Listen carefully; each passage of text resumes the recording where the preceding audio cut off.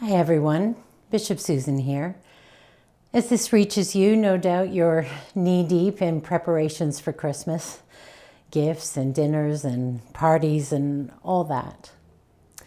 And that can all feel like a break with reality.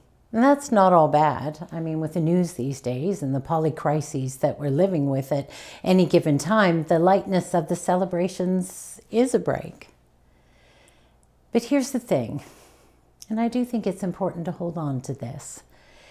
Christmas, as we understand it as believers from Scripture and from the tradition of the church, arrives not as an interruption to the world's pain, but as God's decision to enter it and deal with it. I mean, that's the feast we keep. It's really not an escape from reality, but the holy insistence that reality is where God chooses to dwell. And this familiar story resists sentimentality if we allow it. A child born not into safety, but into uncertainty. Parents navigating fear and displacement and risk. Angels speaking not to the powerful, but to shepherds keeping watch through the night. So you know, Christmas doesn't deny the darkness. It names it, and then lights a small, stubborn flame within it. The incarnation, God becoming one of us, tells us something essential about who God is and who we're called to be. God doesn't save the world from a distance. God draws close, takes on flesh. God breathes, experiences hunger, vulnerability. In Jesus, God chooses dependence. And that choice reshapes our understanding of power.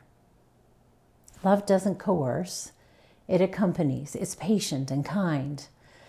Hope doesn't overwhelm, it grows quietly, often unnoticed, until one day it's changed, well, everything. And at Christmas, we proclaim that every human life matters because God has lived one. Bodies matter. Homes matter. Justice matters.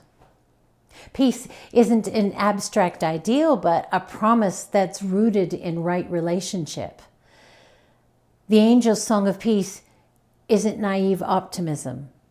It's a declaration that the world, as broken as it is still God's beloved. So I think that we're hearing that this feast asks something of us. If God is found in the ordinary and the fragile, then so must we be. We're invited to look for Christ not only in candlelight and carols, but in shelters and in hospital rooms, in strange conversations, in the courage that it takes to keep loving when love feels costly.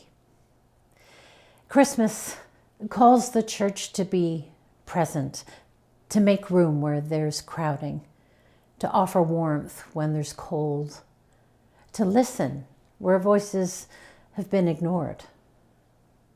Now again, here's the thing, folks. Christmas doesn't solve everything. The Christ child will grow, and the road ahead will be hard. But in this celebration, we're given enough to be getting on with. A sign that God is with us, still choosing nearness, still trusting love to do its quiet work. And that truly is good news. And so holding all that in your hearts as you go about the celebrations, I pray a happy and blessed Christmas to you all.